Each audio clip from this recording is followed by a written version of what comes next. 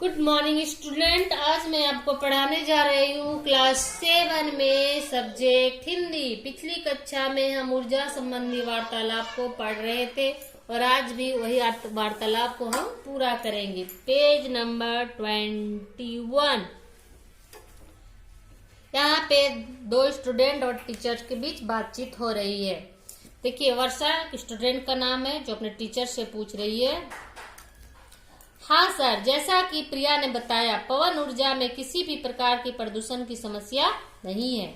यह तो carbon dioxide के उत्सर्जन को कम करने की भी एक तकनीक है जो ग्रीन हाउस प्रभाव उत्पन्न करती है। ठीक कहा वर्षा। कभी न समाप्त होने वाली यह पवन सुगमता से वातावरण में उपलब्ध रहती है तथा सूर्य की ऊर्जा से यह पवन ऊर्जा सतत नवीनीकृत होती रहती है।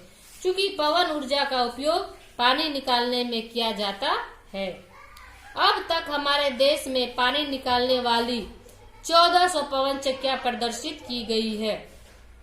प्रिया बताओ, जल से किस तरह का ऊर्जा प्राप्त होती है? प्रिया बताती है, बहता हुआ जल ऊर्जा का स्रोत है। यह भी वातावरण को प्रदूषित नहीं करता है। जब नदियां बहती है तब वे अपने साथ मिट्टी और रेत को बहा ले जाती है जो ऊर्जा के स्रोत कहलाती हैं। सर, मैं यह जानना चाहती हूँ कि जल द्वारा विद्युत का निर्माण कैसे होता है?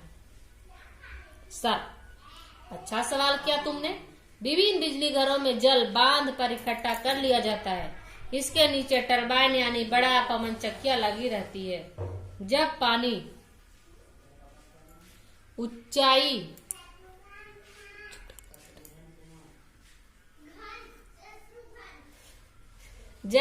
ऊंचाई से गिरता है तो इन टरबाइनों को घुमाता है। घूमती हुई टरबाइनें विद्युत उत्पन्न करती है। सर, हमने सुना है कि कचरे से ऊर्जा का निर्माण संभव है, क्या यह सही है? हाँ वर्षा, शहरों के तरल और ठोस दोनों प्रकार के मलबे से ऊर्जा पैदा करने पर विशेष बल दिया जा रहा है। शहरों के पर्यावरण को सुधारने का यह एक उचित तरीका है। हम पहले पढ़े सौर ऊर्जा, फिर पवन ऊर्जा, फिर जल ऊर्जा। अब यह है कचरों से भी ऊर्जा उत्पन्न किया जा सकता है। जो शहर के जो कचरे होते हैं उससे भी ऊर्जा उत्पन्न करने की मशीनें लगाई जा रही है।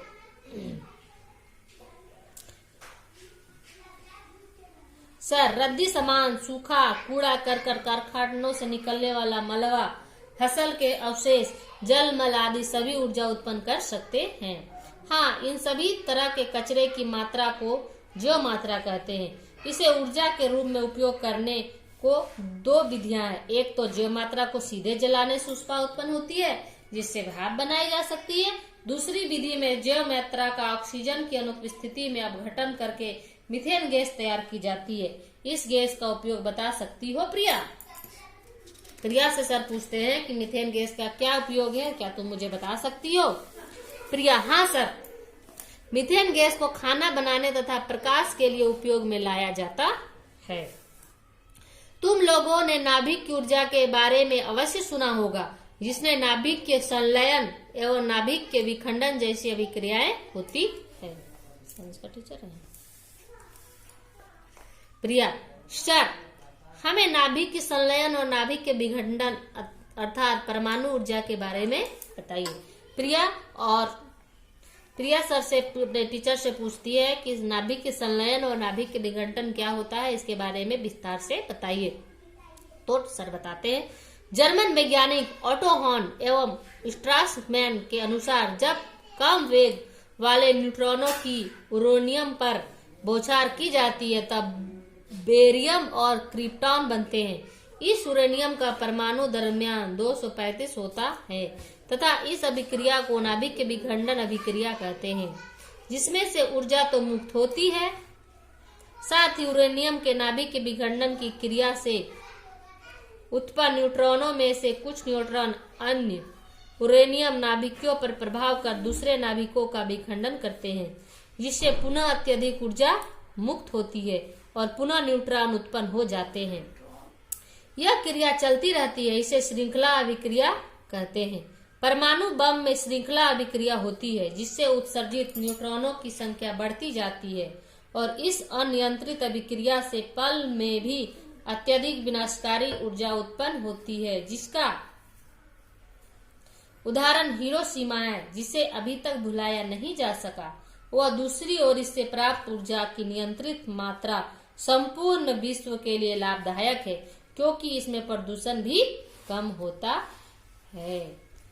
समझिए, उच्च वेग वाले प्रोटॉन न्यूट्रॉन द्वारा नाभिकों पर प्रहार करने पर नाभिक के संलयन क्रिया होती है, जो नाभिक के विखंडन के विपरीत प्रक्रिया है।